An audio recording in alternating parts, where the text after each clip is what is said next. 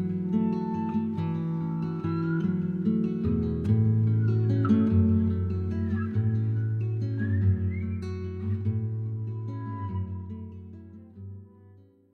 everybody to this special event where we're live in conversation with James Hollis, PhD. This is presented by Banyan Books and Sound, Canada's spiritual and healing resource since 1970. I'd like to start by just introducing myself. My name is Ross McKeechee. I host the Banyan Books podcast, In Conversation. And I'd like to acknowledge that though there are people joining us from different parts of the world, Banyan Books and Sound in Kitsilano and Vancouver is located on the unceded territory of the Coast Salish peoples, which includes the Squamish, Musqueam, and Tsleil-Waututh nations. Another announcement, Banyan is back to expanded store hours, so they're open every day of the week for in-store browsing, prepaid pickup, and mail orders by phone or online. And I encourage everyone to purchase the book we'll be discussing today, which is titled Living Between Worlds, Finding Personal Resilience in Changing Times. And I encourage you to purchase it through Banyan. If you go to banyan.com, banyen.com, and you'll be supporting a local independent bookstore that's managed to survive for 50 years. So, without further ado, I'm excited to introduce our guest today. James Hollis, PhD, is a Jungian analyst, former director of the Jungian Society of Washington, D.C. He is a professor of Jungian studies at Saybrook University, San Francisco, Houston. And he's the author of 16 books, including Finding Meaning in the Second Half of Life, The Eden Project, What Matters Most, and Living an Examined Life. Today he's here with us speaking on his new book, Living Between Worlds. And he's an elder in this field and a man of wisdom at a time when we need it most. So please join me in welcoming James Hollis. Jim, thank you so much for being here. Thank you, Ross. It's a great pleasure to be with you, especially on the occasion of your 50th anniversary. In fact, I've probably been to Vancouver between 14, 15 times. My first two visits were sponsored by Banyan many, many years ago, and I fell in love with the city. And I want to salute that bookstore because it's not only a fine and varied bookstore. To survive in this particular era, as we all know, is extraordinary. So thank you for inviting me to be with you today, and I look forward to our conversation. Thanks, Jim. Just to give everybody a little bit of an idea, Jim and I will be having a conversation, and I'll be asking him some questions about his new book and other aspects of depth psychology. And then there'll be a chance for about half an hour at the end. We'll have a Q&A where all of you will be able to ask questions. So I'd like to start with asking you, Jim, you've written, this is your 16th book. What's your process when you're coming to writing a new book? Is there a moment of inspiration when you say, here's what I need to write about? Or is it something that you're always thinking about, what's the next book? What's the next book? I never think about the next book. I'm always grateful the last one is finished because, it was Thomas Mann who said writing is an act that's especially difficult for those who are writers. So for those who think it's easy to just sit down and do it, it's not at all. What happens for me is something begins to nudge me from within. And I can try to resist it for a while, but it keeps nudging. And it's allied with, of course, what I'm seeing in people's dreams and what I'm encountering in the therapeutic hours, because I'm still a full-time working analyst. But also as I look at the world around us, because people are responding to that. So as you can well imagine, for the last 3 or 4 months, virtually every hour that I've spent with people is in some way about the impact of the virus upon their personal or professional lives. So we're not exempt from the outer world for sure. But I would have to say that it's a process that I think, seems to want to find its expression through me. There are times I'd much rather, because I write in the evening after I've worked all day. So I'd much rather be able to sort of kick off my shoes and watch television or a movie or something like that, or read a good book. But there's something there that keeps pressuring me, so I respond to it. And I know it sounds mysterious, but frankly, it is. And the key is, am I going to be responsive to that summons? Because I believe all of us, to some degree, have these urgings from within for expression. Because without jumping too far ahead, I think the central question of the second half of life is, what is wanting expression through me? If the question of the first half of life is, what does the world want to be? And can I mobilize enough ego strength to sort of meet its demands, step out into the world and create a life? In the second half of life, you have to ask other kinds of questions. Why am I here? In service to what? And what's really meaningful for me? And so I think what wants to come into the world through us requires a certain measure of submission to it and discipline. So the books don't write themselves. And I have to sit here in evenings when I'm tired, fatigued, distracted, and stick to it. And that's how it happens. So it's not a planned process, it's a received process. Wonderful. You said you wouldn't mind being able to watch some TV or read another book. Reading your work, it seems like there's no shortage of reading going on in your life. You're constantly quoting literature, mythology, poetry. What is the role of literature, mythology, poetry in our personal work? How can we look to that? Well, my initial training was as an academic, and no surprise, my training was in literature and philosophy. And I valued it very much. In fact, I have a chapter in this new book about why I think the study of literature is a better preparation for dealing with the human psyche than academic psychology is.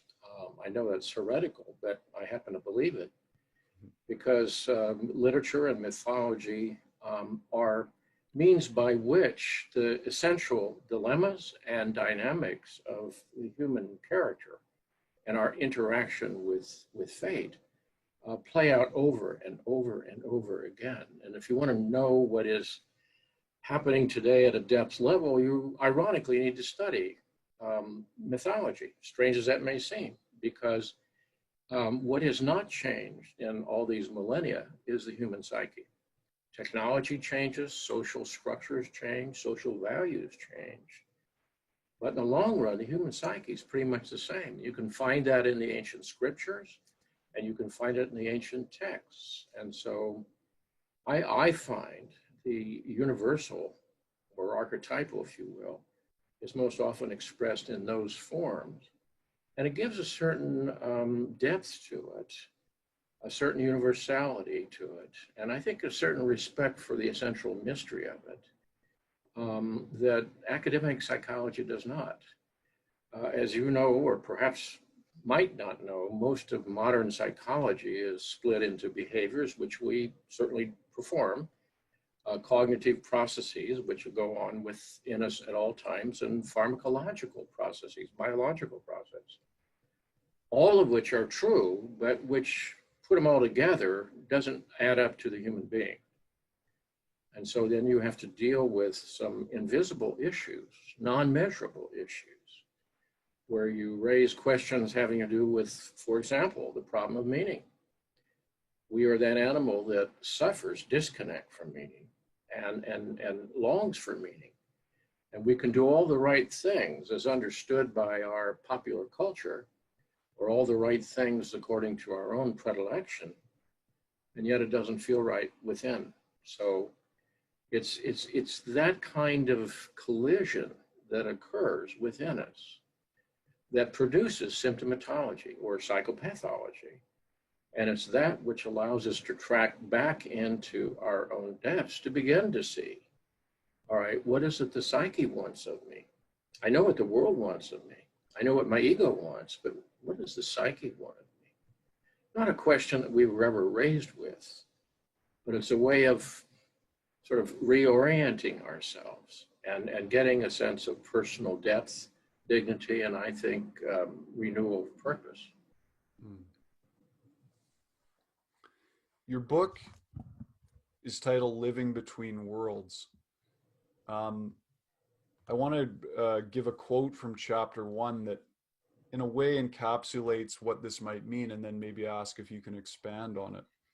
So you say, why, having done the right things, do we feel bored, listless, depressed even, utterly without spark or animation of the soul? How many of us have then made foolish choices, seeking desperately to reanimate our lives, driven, as Matthew Arnold expressed in his poem The Buried Life, by a thirst to spend our fire and restless force?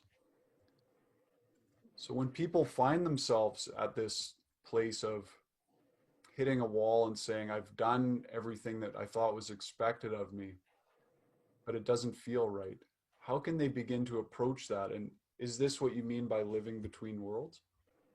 Well, that's one form of it. I've also, and I want to come back to that question, I've also been interested from the beginning in how civilizations rise and fall, value systems rise and fall.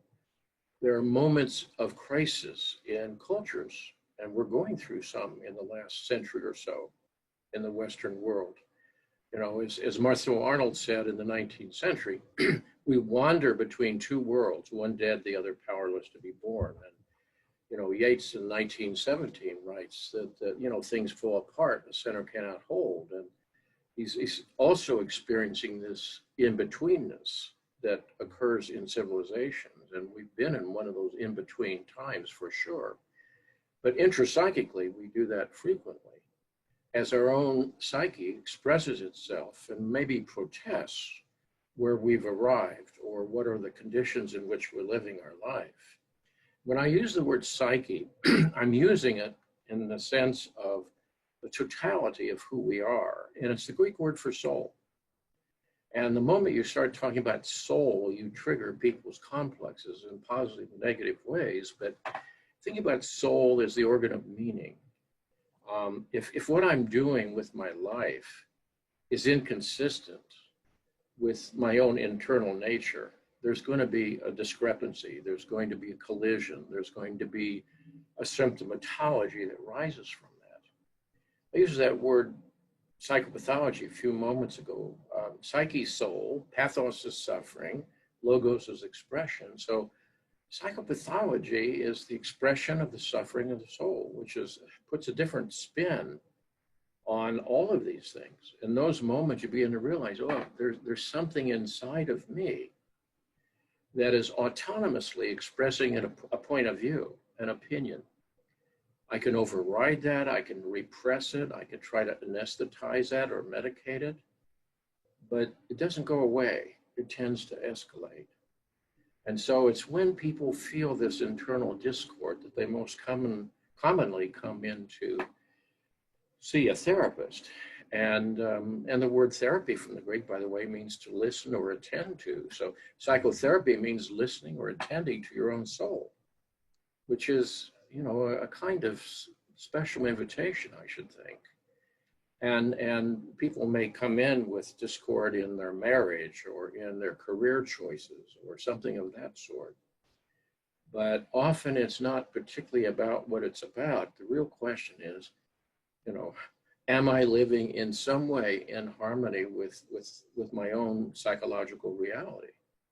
Because the forces of nature and the forces of social pressure, starting with the family of origin, are very powerful indeed.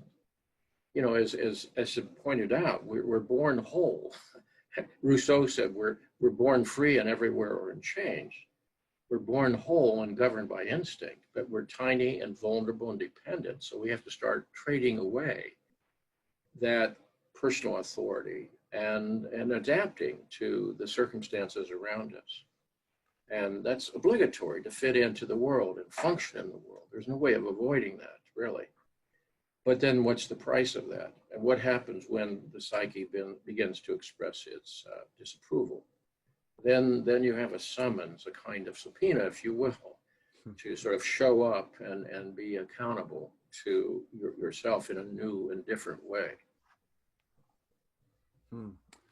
Personal authority is something that comes up a lot in your work. And you say that one of the there's three things that we're summoned to come to. One is permission, personal authority, and personal aspiration.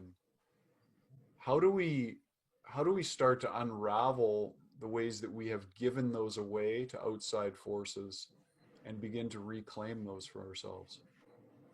Well, we'll start with that one, permission, first of all. Most of us don't have permission to live our own journeys. We think we do. We might be very, expressive of our will in the world. We might be in powerful positions. We might have accomplished a great deal. But inward, there's always that conditional thing that is this okay? Can I do that? So permission to own your own journey. I'm not talking about narcissism. Narcissism is a pathology of a different kind. I'm not talking about self-absorption. In fact, it's quite the contrary. This is a humbling experience. It's like, how do I report to my own soul? Maybe in a new way, maybe in a more difficult way than the life I've otherwise worked out. So the question really is, in all of this, do I have really inherent permission to take seriously what is wanting to come into the world through me? Now, that's step number one. Step number two is the recovery of that personal authority, meaning by which we're bombarded by messages of all kinds. We're surrounded by them. We're inundated on a daily basis by messages from the external world. And we've also internal messages of various kinds. There's a lot of traffic in there, busier than major airports at rush hour, a lot of incoming and outgoing traffic. But then at some point we have to sit and pay attention and sort and sift through that traffic and say, which voices are coming from my own soul? And you can't necessarily trust your first response because they're often, again, the conditioned responses. And those are the kinds of dialogues, I think, that bring a person over time to a kind of recognition. This is what is wanting to be acknowledged from within me. Because ultimately, what this work is about is personal accountability. It's important for me to be accountable to my marriage, to my children, to my business colleagues, to my society. But I also have to be accountable to myself and what keeps spilling into the world through me, whether I'm, responding in a legitimate way or reflexive responses to the world. And in addition, all of this, again, is a kind of summons to a different kind of conversation with oneself. I've often said to people, you're not a disease. There's no such thing as a cure. Life is difficult, and it ends with our mortality. And the key is, is this journey interesting to you? Do you find that every day at some level, there are important choices for you to make? We all get caught up in routinized structures and routinized behaviors for sure. But are you showing up as you? Not showing off, but showing up as you, which is a different animal altogether and often can lead us out of the known and the comfortable and maybe cause some kind of sanction against us. And yet, most of the people that we would admire historically, people who may have had very difficult lives, are people who somehow lived their way through to their own truth and embodied it in the world. Again, that's not self-absorption. That's a subordination of the wishes for perhaps a normal life, a comfortable life, in service to what really wishes expression through them. So this is a lifelong process. It's not like we arrive there someday.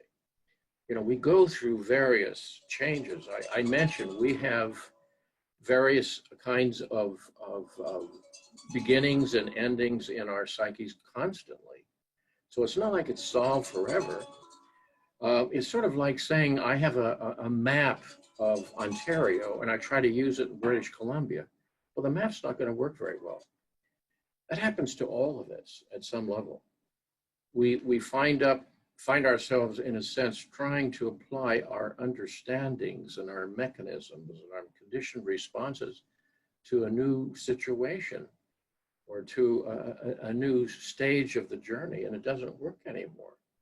And that's when psychopathology occurs. And I'm hastening to depathologize psychopathology. It's our first clue that the psyche is weighing in on things, rather than say, well, how quickly do I get rid of my suffering, my conflicts? I have to rather ask the question, why has it come?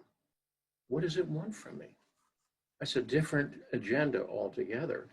And when one does that, one engages in a different kind of conversation, and one finds that one's life is truly interesting after all. And it's never finished, and it's never boring. It's always in some way asking something of us.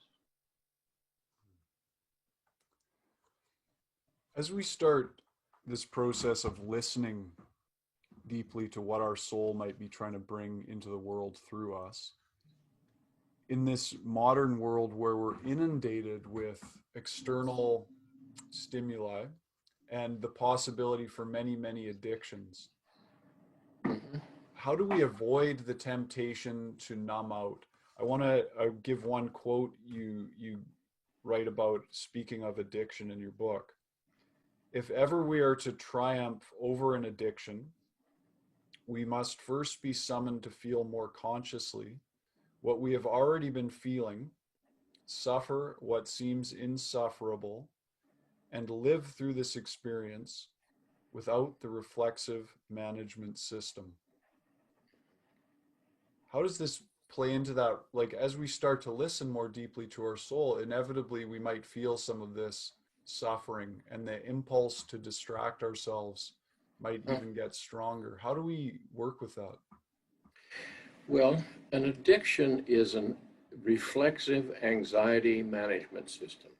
Now, each word there is important. Reflexive, meaning we don't often think about it, but we engage in it without reflection.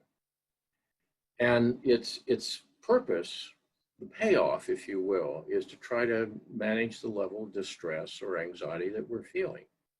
And everybody has addictive patterns. A life of distraction is an addictive pattern. If I'm feeling troubled within, I can just sort of, 24/7 be amused by the world outside of me. Blaise Pascal in the 17th century noted that the court, with all of its privileges, had to invent the court jester and all of the sort of circus to try to distract people, even the king, from reflecting of self. And he said, this is Pascal now in the 17th century, all of our difficulties stem from one source: the inability to be with ourselves within our private chambers.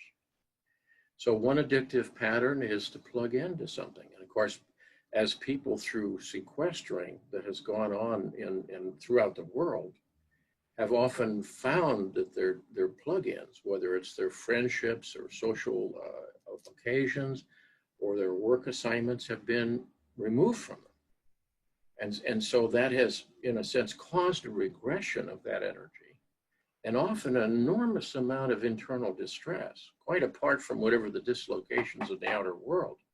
But it's you begin to see what kind of role it might play for distracting me or channeling my energies.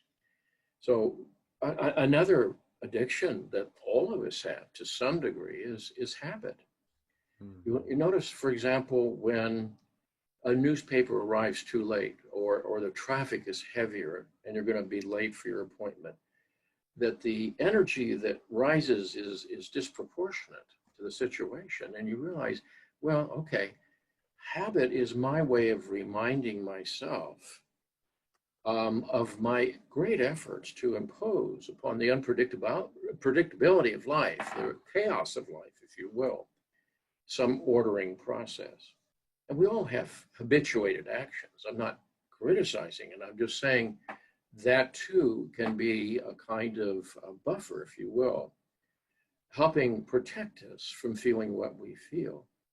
So any addiction is in some way seeking to anesthetize or in a sense distract from feeling what we're already feeling inside. And if I think that I want to break the hold of an addiction, then I have to engage in what can be a heroic struggle that essentially says, all right, I'm not going to engage in that reflexive response, but simply sit with myself and feel what I'm already feeling and go through it.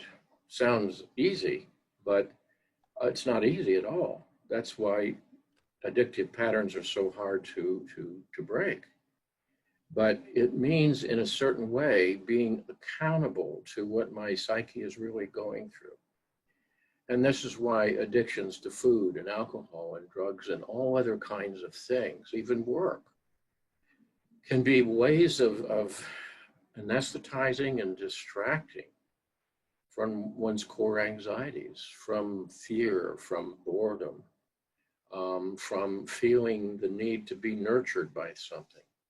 These are not federal crimes. These are human emotions and human encounters. But if the cost of the reflexive behavior is sufficient, then I realize, okay, I can't afford to do that anymore. I mean, one of our most common addictions, of course, is eating food. We all have to eat. And food itself is simply matter that fuels the engine the same way, petrol fills our gasoline tanks and our automobiles. But what projections do we make upon food? And how is it we use it to soothe ourselves? And how is it, beyond our caloric needs on a daily basis? See, when you begin to move beyond that into the realm of the management system, that's where the addiction is found. So we've sort of set the stage here in terms of this idea of living between worlds. There's a deeper calling from my soul. I see that I'm at a point in my life where the old way is no longer working. We're speaking, of course, the personal journey of being in between. Now in the book, you go on to look at the idea of healing. And how is healing defined in depth psychology for our audience to understand? Well, nature heals, we don't. As a therapist, I don't heal. I try to sit with a person in his or her suffering, conflict, disappointments, and hold that together in some way, and try to see what purpose psyche has in this process, to see, if possible, what compensations or different behaviors might be helpful in reorienting one's life. And if my behaviors and if my thought process and the expenditure of my energies is more consistent with the agenda coming from within, I am going to experience some healing. It's clear to me the human psyche has two essential needs and two essential agendas, and that is healing and development and growth. The ego is a very conservative sort of organ, so to speak. I mean, its purpose is important to help us interface with the external world. That's something we can't avoid. But when it inflates itself and thinks it's the boss, then it's ignoring some other realities. Or when it's simply operating under the influence of external pressures or complexes that have been triggered intrapsychically, then it's really a captive state. So the question then is always, and this is not a question, again, that we were ever raised to consider, is what does the psyche want? What does the soul want from us? That's a different matter.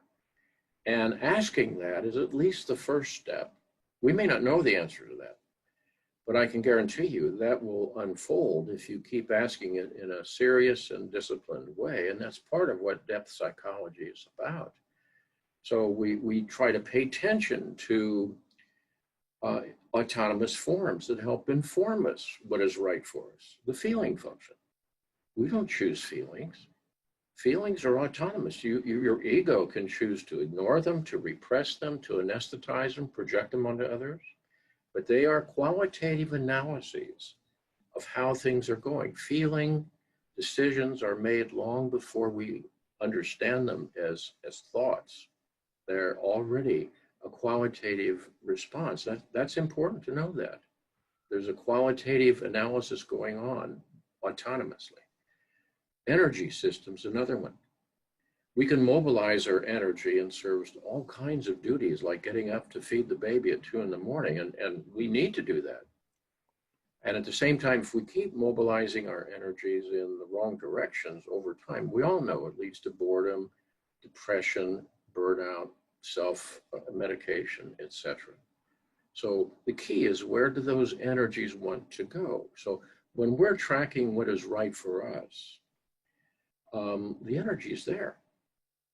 So as I mentioned, I write at the end of a long, long day. My ego would like to sort of take off and turn off, if you will. But once in the process, the energy rises, which is one of the clues for me. Something, in a sense, begins to carry me through that process.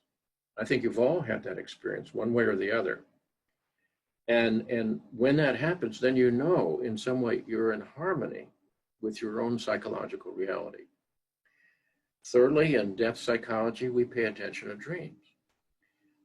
We dream on an average of 6 times per night. And I know people say, well, I don't dream, or I don't remember my dreams, or I don't dream that much. Well, we do. And if we pay attention to them, we begin to realize, okay, there's some center of consciousness, if you will, some agency that is autonomously responding to my life and commenting upon it. And maybe its comments are opaque and hard to understand at times, but if you work with them over time, you begin to realize there's another locus of knowing in us, a source maybe of natural wisdom, what Jung called the 2-million-year-old person in us, that listening to over time begins to give me that sense of personal authority. Because dreams, in a sense, do critique our lives and do offer pathways. I could literally sit here and provide you with dozens of people's dreams through the decades, in which a particular dream is so illustrative of what's going on in their life, and maybe what needs to be challenged, or maybe what pathway needs to be followed. And then fourthly is the issue of meaning, as I mentioned. It's the most elusive of all. But when something is meaningful, we inherently feel the rightness of it. As Jung pointed out once, the smallest of things with meaning is always richer than the largest of things without meaning.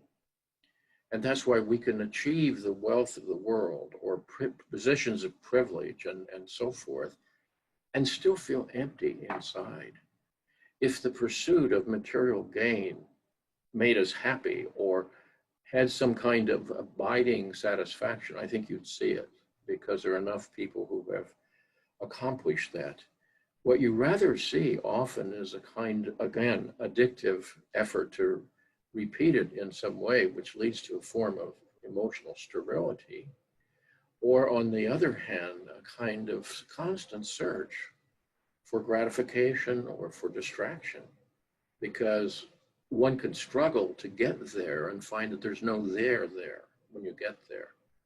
So these autonomous functions of feeling, energy, dreams, and meaning are parts of how our psyche is speaking at all times. In other words, we're swimming in clues, if you will. We're not absent as to guidance from our own souls. But again, as children and as emergent youth, we had to subordinate that conversation to deal with the world. And again, those trade-offs lead to various kinds of self-estrangement. And that's what healing is about, is trying to overcome self-estrangement and have a different kind of response. This doesn't pull us away from the world. It helps us come back to the world, to our relationships, to our children, to our functions in society with a more evolved or more conscious presence than we would have if we were simply persons of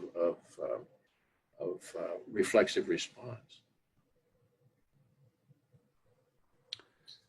I'd like to bring it to an example from your personal life, if I can, of being at a point of living between worlds, where I understand you were 35 years old, you had a great career as an academic, you were married, and yet there was something from your psyche, from your soul, that was calling for a new direction, to live in a new world. Can you tell us a bit about how that played out in your life? Well, certainly. It was a typical midlife encounter. And by the way, they don't have to be limited to the famous midlife crisis. They can occur at any point where there's a substantial psychosocial change in our lives. It could be, being downsized at work, or people are going through depressions right now because of the loss of income, for which I have the deepest sympathy, and the loss of those plug-ins that I was talking about, or aging, or divorce, or death in one's family, or one can awaken at 3 in the morning and have this sense of I don't know who I am anymore, or that sense of I don't know who I am apart from my role. So by age 30, I had done everything I was supposed to do. And it was good and rich and valuable, and I enjoyed it. And at the same time, from about 33 on, I began to feel a kind of protest from within, and it led to a serious midlife depression. So I entered my first analytic session at midlife, age 35, right on schedule. I didn't think of myself starting the second half of my life, but I certainly was, a different kind of journey altogether. And it was out of that process that led me to ultimately say to myself, well, this is so interesting and fascinating to me. I'm going to continue to be in academia for a while. But I traveled to Zurich. That's the background you see behind me is downtown Zurich, the old part of Zurich. And I was there for up to 6 years in analytic training, came back, left a tenured position in academia, and started an analytic practice. Continued teaching by way of books and lectures and courses and that sort of thing. But I think that first half was necessary. I think I've said to people in various audiences, and they think I'm joking, but there's the truth to it. The first half of life is by and large a just gigantic but unavoidable mistake.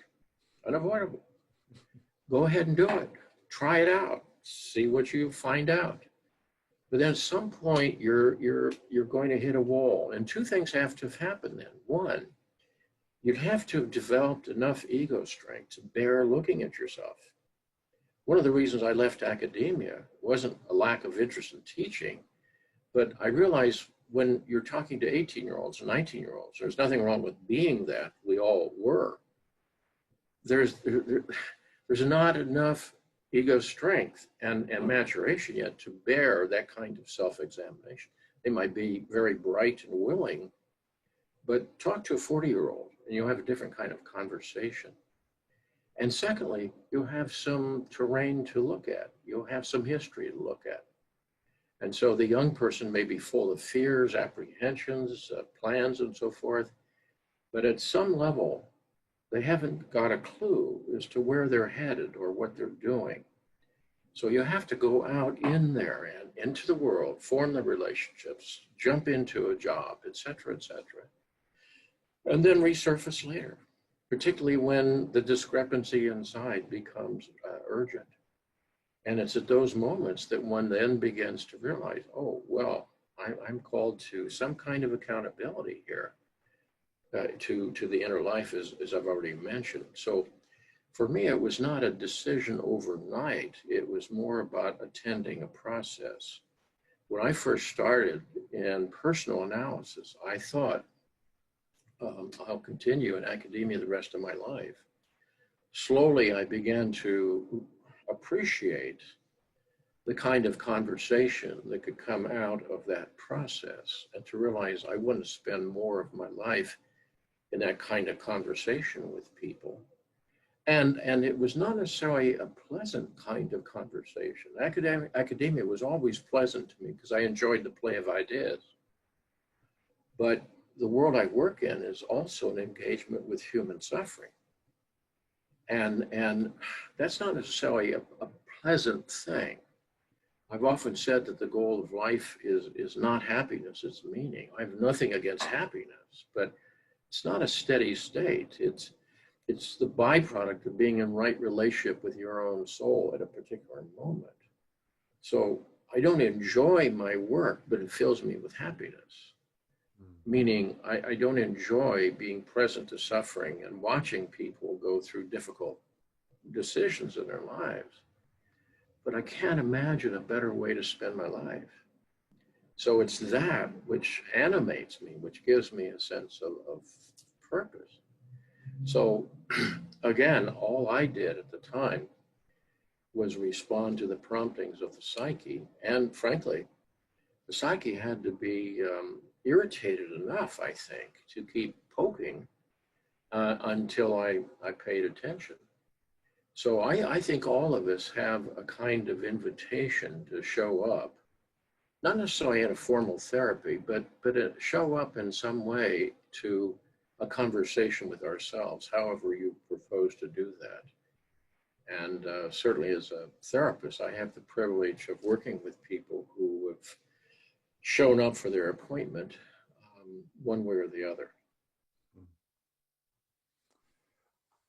Wow, Jim, I can't believe it's already been 40 minutes we've been talking. And, you know, leading up to this, I watched some of your interviews and, of course, read a lot of your work. And your books are all very short and to the point, and yet I found that every page took me 5 or 10 minutes to read, to really absorb how much is there. And I'm finding the same with this conversation. There's just so much richness in what you're saying, and I wish we could speak for longer, but we want to give the audience a chance to ask questions as well. So I wanted to just ask you about more the big picture, the macrocosm right now in terms of living between worlds.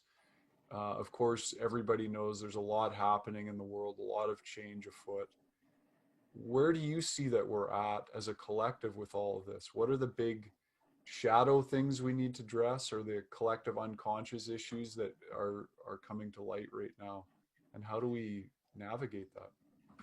Well, those are huge questions. And I think one of the sort of emotional and intellectual questions that I've been interested in really from the beginning is about the problem of meaning, and to see how entire civilizations get organized around certain controlling metaphors or certain controlling images or structures, and they serve that or are served by it for a certain length of time until that metaphor or structure or value system has lost its energy and it disintegrates. And so periodically, I began the book by talking about how over 2 millennia ago, a terrible rumor swept the Mediterranean, that the god, and it caused panic, and that was that the god Pan had died, you know, which may not have troubled you, but Pan represented the grounding in the world of instinct and was being replaced by civilizations and the claims that social agencies make upon all of us. As Freud put it so succinctly, price of civilization's neurosis, because you have the agenda of your own body and soul, but there's also the agenda of the world around you.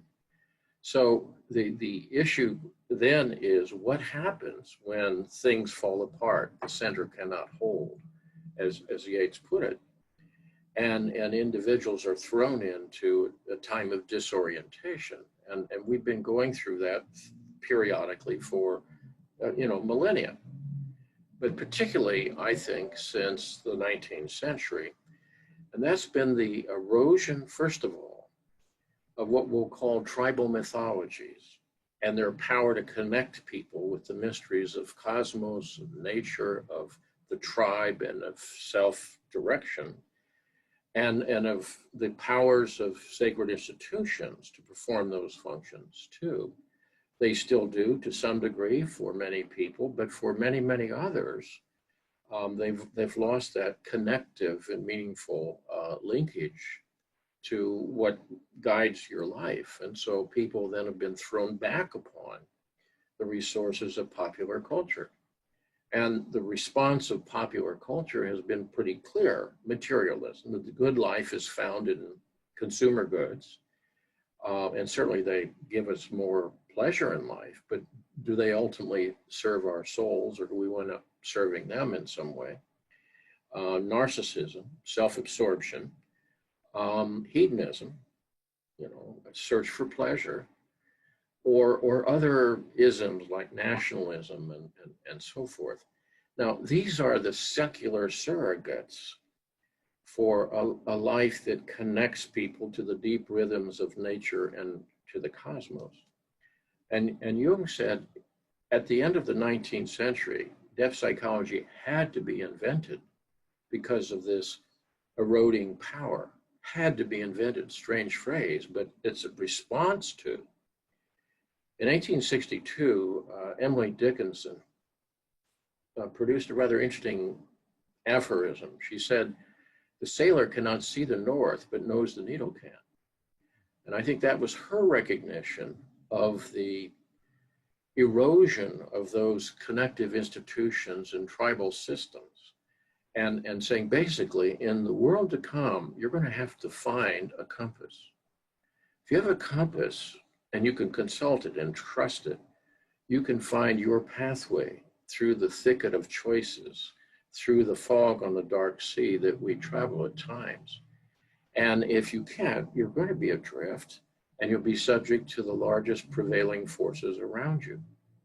So we've always lived between worlds, so to speak, but we're living particularly as cultures in times. For example, one of the things I touch on briefly in the book is the emergent world of technology, which often now governs our lives, and the development of AI, artificial intelligence, and the implications of that, and the capacity of that gift, which has helped us all, including the instrument through which we're communicating today, is also quite at the mercy of agencies, governments, and so forth that can use and control that flow of information and manipulate us in profound ways, commercial ways and political ways and religious ways and so forth. So no one can talk about the future because we don't know. All we can talk about is certain trends.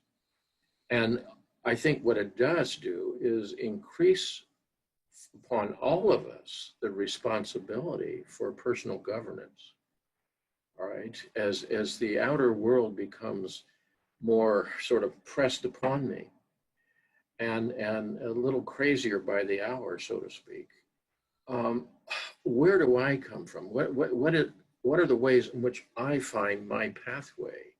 And am I living a life that makes sense to me in the world as it is? Because I don't get to choose what world I'm in or choose, the dictates of that world, but I still have to find my path.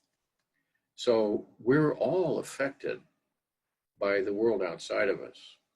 And the whole project of modernist literature and modernist culture was the critiquing of those tribal mythologies and sacred institutions and so forth. And then the question is, what replaces them? And that's why I say materialism, hedonism, narcissism, and so forth are the secular answers to that. But then we'd have to say, well, how well if they worked? And do they help link people in felt ways and meaningful ways? to each other and to nature and to their own journeys. And I think the answer there is pretty obvious. Well, okay, thank you. So we'll open it up now for questions. I'm just going to do a quick scan here in the Q&A section. We'll go in order. Now, the first question comes from Catherine Swift. She says, can the pursuit of meaning also be a habit or addiction, or even an excuse to not be present with life? Well, I think it's a misunderstanding, because if you think the pursuit of meaning is going to take you away from the world ultimately, then yes. Rather, I think, and I already suggested this, I think what it does do is bring you back to this world, to the quality of intimate relationship, to better parenting. For example, Jung said once, the greatest burden a child must bear is the unlived life of the parent. Well, that's a very profound summons to me as a parent, now a grandparent, of course, to realize I've got a journey to make, and the ability to do that, or the risk of doing that, is something that frees up and provides a different kind of model for those who follow me. That's why I keep emphasizing this is not about narcissism and self-absorption, because the meaning of your life is going to be found where you're supposed to be spending your energy. Maybe it's through the work of your hands. Maybe it's through the quality of your interpersonal relationships. Maybe it's in your creative process. Maybe it's in social causes. It is different for all of us. That's why we can't sit here and say, well, this is what you should do with your life. The analyst never says to somebody, this is what you should do with your life. That's too directive. We have to rather attend a process whereby something of that begins to emerge from within, and then say, now let's see, what are the obstacles to you to do that, both external and internal? Let's address those. Consciousness can help there. But ultimately, as I suggested, there has to be some kind of submission to accountability to what wishes that expression through us. And in doing that, you improve your engagement with the world. This is very much a present oriented. We don't dwell in the past. We understand the past is always spilling into us in any given moment. When I perform an action, where is that even coming from my ancestral past? Where is that coming from the history of my personal journey and my complexes?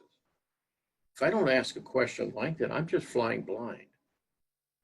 That's not self-absorption. It's an exacting discipline that says, all right, but let's say if I do a particular act, which I think is a good thing to do, well, what was it in service to inside? That's a different question.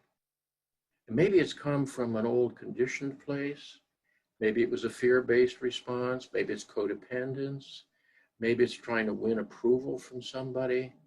When I begin to ferret those things out, then I become more responsible as a citizen and as a partner. And I become, in a sense, summoned to do something about that. And so it's a good question. But I think it's important to realize this is about bringing a more qualitative presence back into the world. It's not a flight from it, or an addiction, or a self-serving kind of process. Thank you.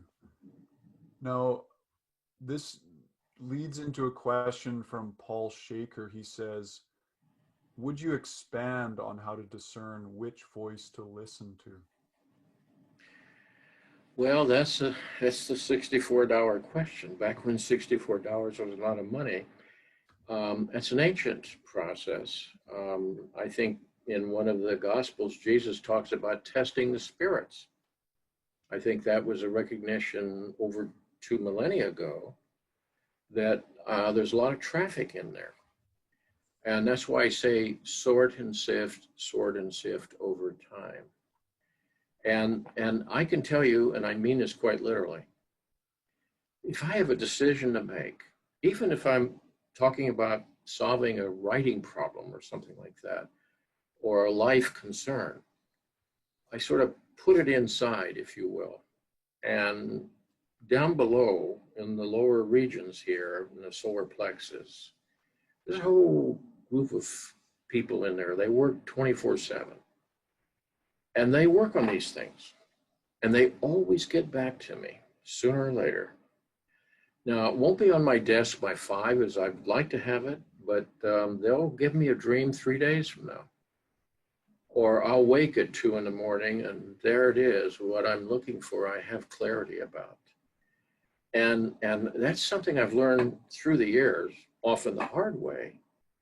Something inside always knows what is right for us, but you have to put it in there, and you don't trust the first things that come out of it, because the first things that come out will be the ready rationalizations designed to legitimize, to ratify the old behaviors in service to the old agendas. That's why growth and change are so difficult. But in time, you keep saying, but what's going on here really? Keep that dialogue open, and something inside will respond. Now, I'm sure many who are watching will have had similar kinds of experiences that, you worried about something and then it came to you. And you may or may not have acted upon it, but something inside of you knew the rightness of that. And it's in those moments that we realize something in us always knows what's right for us. May not be politic, may not be comfortable, may not help us fit in, but it's right for us.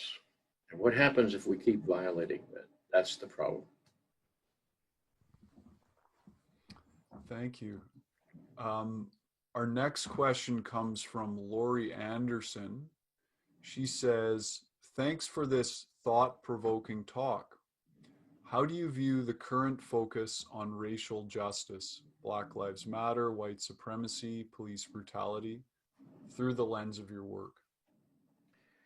Well, first of all, when we talk about complexes, what we're really talking about are our histories charged with certain kinds of energy. We have complexes, clusters of history that are there because we all have a history. And many of those come from our social structures.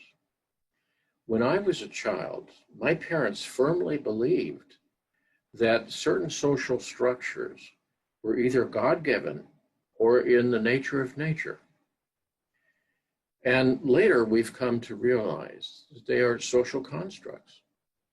And that is to say, human creations. And as we've deconstructed their received authority, then we began to realize, oh, we're freer than we thought we were. Things are more open than we thought. But that world gave clarity and order and predictability and, ostensible meaning. You knew your marching orders. So my parents and your grandparents probably were defined by gender roles and gender limitations. And how many good souls were deformed by those strictures? They're terrible strictures for women and for men both. So too, social constructs like racial categories. And this is one of the most insidious of all. The thought that one person can feel superior to another person. Anyone who's conscious can never feel superior for the simple reason that we recognize how much stuff we have to deal with, how much we have to be ashamed of, or how much we have to be accountable for. If I'm just honest about that, I'm not going to feel better than somebody else. I've got my own stuff I have to deal with. And racial categories have been around, of course, for a very long time because they allow us in some peculiar way to see overtly the differences between us. And therefore, all that I've disowned in myself, what Jung would call the shadow, is put out on the other person. The shadow represents those parts of our personality that when we bring them to consciousness, we find troubling about ourselves.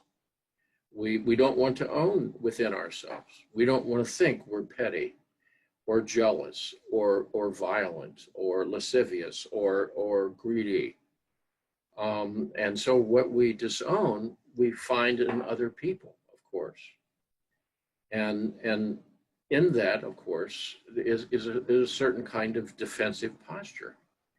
So then I have to realize something like racism is arising out of people's profound insecurity, or homophobia is another good example. Complete insecurity around their own identity, their own grounding. Now, there's an irony here, and that is if I feel in some way I've taken on my own journey and I'm doing the best I can, and I'm responsible for that sustained kind of conversation and self-analysis, I'm not going to have time to judge other people. I'm not going to be bothered by what they do or how they appear or whatever. I've got my own stuff to work on. There's a big pile of it. That's never finished. So in some way, things like these social constructs and categories and up to and including bigotry of all kinds is really unfinished business. Because the question ultimately is, what do I have to look at within myself? That's my responsibility to myself and to everybody around me, starting with my immediate family. I've always been moved by Philo of Alexandria over 2 millennia ago, who said, be kind. Everyone you meet has a really big problem. If I remember that, I'm more likely to see them with the eye of sympathy than the eye of judgment. They have a really big problem and a hard struggle in life, like us. And if I remember that, I'm not going to be feeling superior. I might, in fact, feel a degree of empathy and try to be less of the problem in this world to them. We have another 15 minutes left and we've got lots of questions here. So I'm going to go to another one. Beatrice Donald asks, perhaps the second half of life can happen more than once. For example, in the 30s, then later even in the 70s, as a result of a loss that mobilizes reassessment.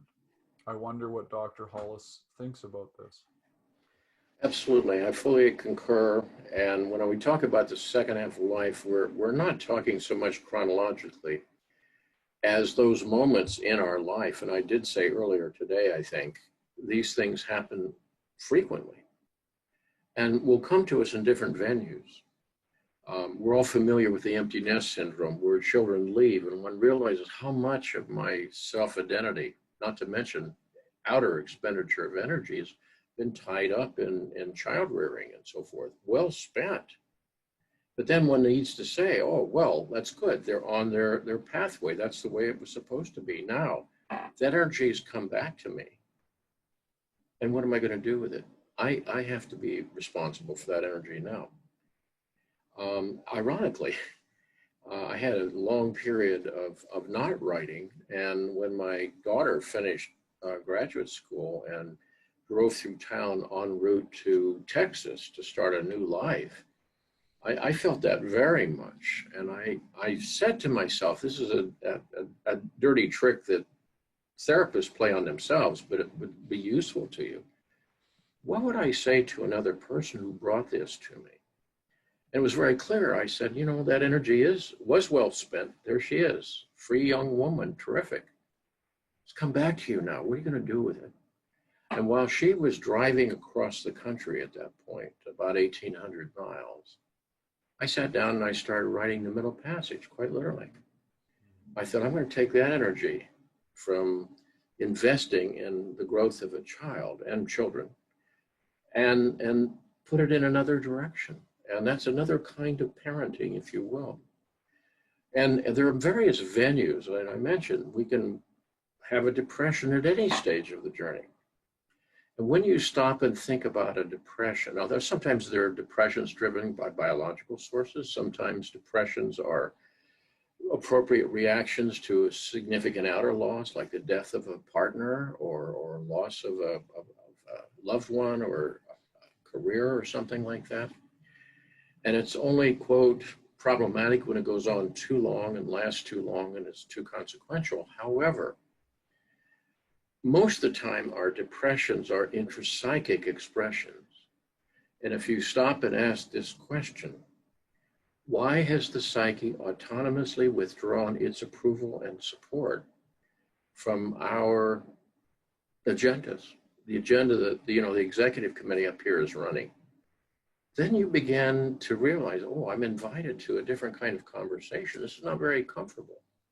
It's humbling to sort of say, now, I know what the outer world wants from me, and I know what all my internal tapes mean to tell me to do.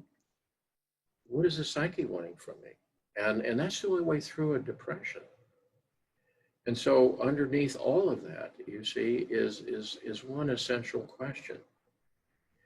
Am I living the journey I'm supposed to be living? And then you say, well, who says so? Well, right there you have the problem of authority, don't you?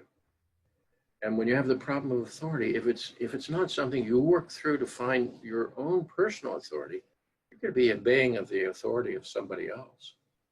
So there are various nodules through which we go all the way through, including dealing with aging, dealing with illness, dealing with limitations of the body, dealing with our imminent mortality. All of these things are likely to precipitate in us significant questions about identity, roles, directions, agendas. And I would submit to you, this is healthy, this is good stuff, because each one of them is an invitation to go back to the drawing board. See, now the ego's not thrilled with that, because the ego wants to say, well, I thought I had figured that all out.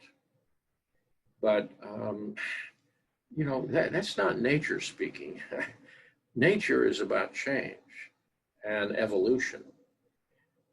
It's the ego wanting to have its cake and eat it too, and to say basically, what I think is what is my reality, and the world I've constructed around me is all that I need to do. When in fact the psyche and the world may come to us in quite different ways. So I don't say this is lightly. These are experienced often as painful moments. But part of what I do as a therapist is to sit with the process with individuals and hold things together in a caring but disciplined way that says, all right, now we don't see where the new is. We're in this in-between time. My first title for this book, not a very sexy title, but a descriptive title, was In Between Times. Oh. We live in in-between times historically, and we live in in-between times intrapsychically frequently. And holding things together while waiting upon the new to emerge can be a very difficult process. And sometimes, frankly, that could be years even. But in that process, something new is always forming and wanting to grow and develop. Yeats wrote once in the midst of some conflicts he was going through, and especially dealing with the ailments of the body, he said, soul, sing, clap hands and louder sing, for every tatter in its mortal dress. So what he was saying is, for every outer diminishment, there has to be some kind of concomitant internal development in lieu of that outer diminishment. Because life's a series of attachments and losses. And that's just the nature of nature. But in a sense, for every outer loss, there has to be something inside of us that grows to meet that. And that's one reason why we have a steady job. We never end the process of having to face our lives and say, and what's the next stage for my development? What is the challenge I have to face in this, and how do I go about that? The journey doesn't end, as you say, towards the end of your book. No. We have another question from Sharon. Apologize if I get your last name wrong, Sharon. Sharon Abondanza. She says, firstly, thank you for your profound work and for illuminating the inner journey.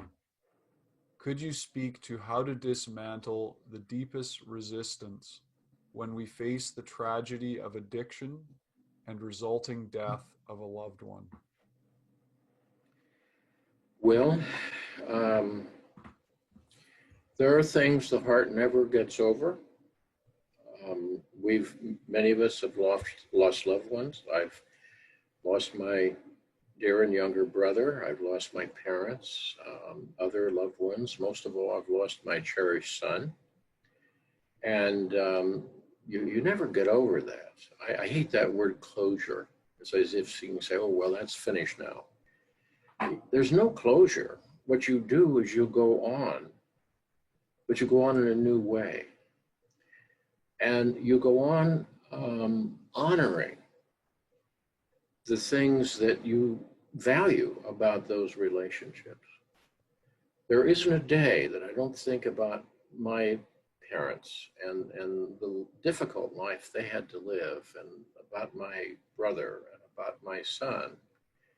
And I am reminded of the responsibility and the privilege of still being here, and the accountability that brings to me. So you go forward honoring the value that you found there.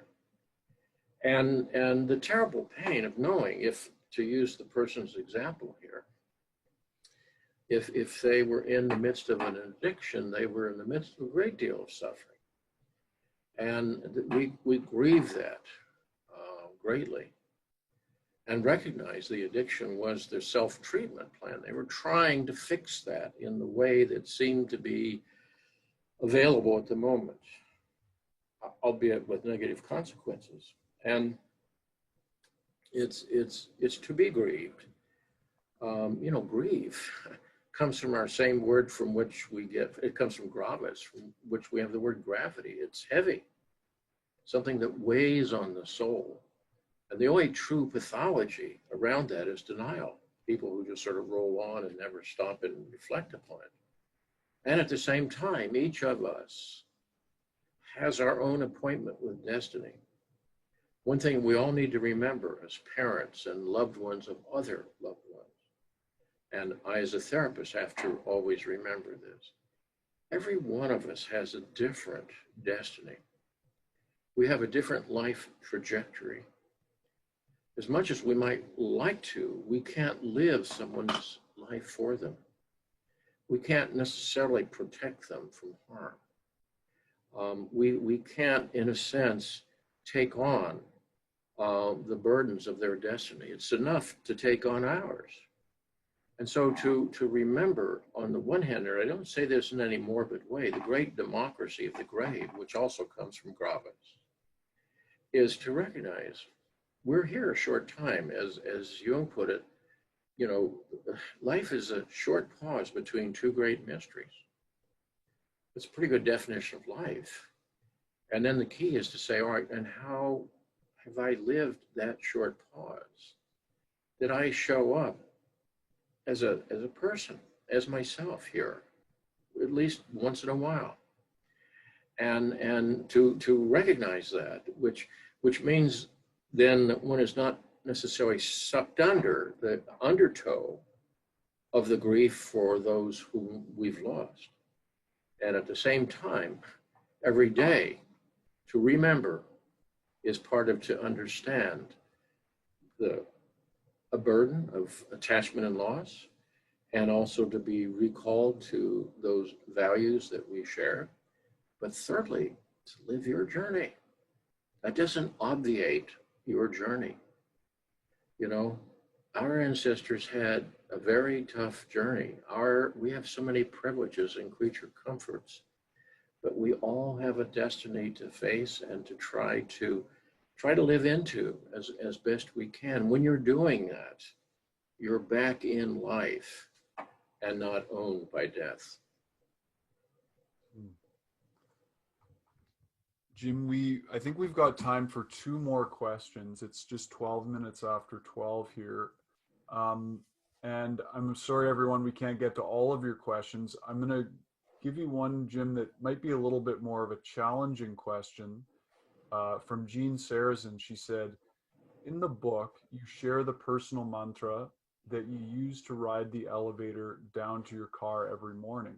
The mantra is shut up, suit up, show up, and even suggest we might want to take it on for ourselves. Perhaps it is the tone of the narrator of the audiobook version that I'm listening to, but those 6 words come across for me as being rather harsh. Is this a form of tough love you're using towards yourself? I want to ask, where is your self-compassion when you speak this way to yourself? Well, yes, very good question. Let me just sort of explain that for folks who are not privy to what she was referencing. I live in a 4-story condo building in Washington, and there are 2 floors below in the basement where cars are parked. And so as when I'm going to the office, which I'm not doing right now because of the virus, but when I go to the office, and I do it otherwise here, I remind myself every morning because, there's always a whiner in each of us, okay? So I say to myself these 6 words: shut up, suit up, show up. And what do they mean? First of all, shut up. You have problems. Yeah, that comes with life. There are people who have real problems. They don't have a home tonight. They don't have food today. Their children are being murdered. You don't have problems. Shut up. Suit up means prepared. Work hard. Do what you need to do to meet life's demands. No whining, no complaining. And thirdly, show up. All you can do is just do your best. Perfection's a stupid idea. We never achieve it. Just do your best. That's where that sense of grace and forgiveness comes in. I've always loved the definition of grace by the theologian Paul Tillich, who said once, accept the fact that you're accepted despite the fact that you're unacceptable. In other words, the paradox is we're all screw-ups in life, okay? We all fall short of our possibilities. Welcome to the club. But that doesn't excuse us from showing up as best we can today and tomorrow and the next day. And in the middle passage, I mentioned, for example, the 2 gremlins at the foot of the bed, fear and lethargy. There's that little creature at the foot of the bed. You better pay attention because they're there every morning. That says, life's too much for you. You can't handle it, okay? And that's the forces of intimidation from the world around you. And it's the enemy of life. And the second one is lethargy. Oh, fall back into the sleep of unconsciousness. Turn on the television, have some chocolate. Tomorrow's another day. Those are the real enemies of life. Life is difficult, but the real enemies are inside of us. Fear and lethargy. And there's where the real struggle is. And showing up means living in the face of your fears. It's okay to have them fears. You can't avoid them. Only psychotic people are fearless, and at what price that's achieved. And secondly, just be here as best you can. That's what we have to do. So that model, which you may not want to adopt for yourself and create your own, is simply a reminder for me to pay attention. And today is another opportunity to live it more fully. And, I could, I suppose, hire somebody that would come along and hit me every hour and say, hey, wake up and remember, okay? But in lieu of that, this is my way of reminding myself. That's great. Thanks, Jim. And our final question, there's a lot of good ones here, so apologies that we couldn't get to everyone's. This one's from Robert Chiotti. He says, I heard you talk in Toronto about your book, Swamplands of the Soul, in the late 80s. You spoke about the difficulty people have in coping with the ambiguity of life. It seems we are suffering from a need for certainty, i.e., who is right, who is wrong, as a way of feeling safe in these uncertain times. Can you comment on inner wisdom or psyche's urgings that direct us to a rightness that is not either or? That's a very good question. The human ego, as I mentioned, is a necessary tool to help us interface with the external world, but it really is rendered tremendously uncomfortable by ambiguity. It prefers the predictable, understandably. It prefers the comfortable. It preserves order. It preserves the fantasy of being in charge of life. And anything that is ambiguous unsettles it.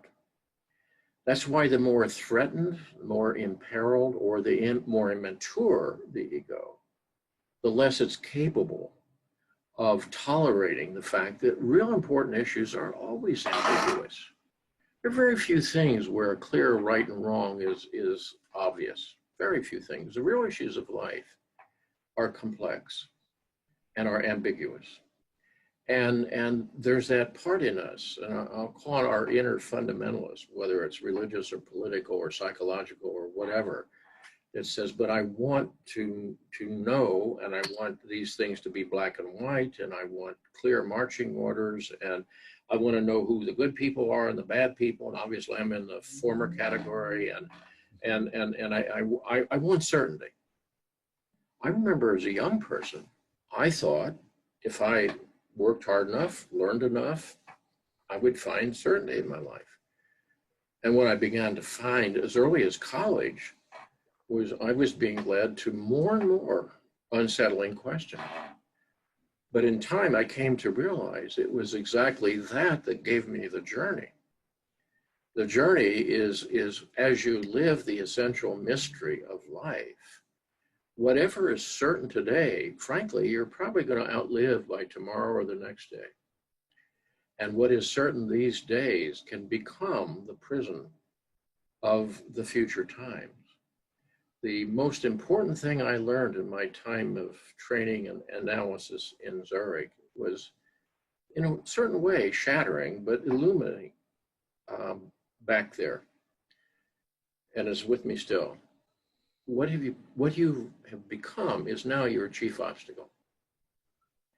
That is to say, we become a set of attitudes, of marching orders, of complexes, of understandings of self and other. And the irony is, while they were necessary, maybe honestly earned, today are also constrictive. You know, as Shakespeare suggested, no prisons are more confining than those we know not we're in. So the question then is, what imprisons me? And one of them is the need for certainty, which then allows me to finesse the difficult things of life. And if we're in service to life, we're going to constantly be finding that we have to leave what we thought was known and clear in service to something that takes us to a new place. But as I said, that's what gives us the journey. And this journey gets to be more and more interesting. That's not a bad thing to happen. Jim, thank you so much for taking the time to join us today. It's really an honor to have spoken to you today, and I'm very grateful, as I'm sure our audience is. Thank you, Ross. A privilege to be with you today, and I wish you well.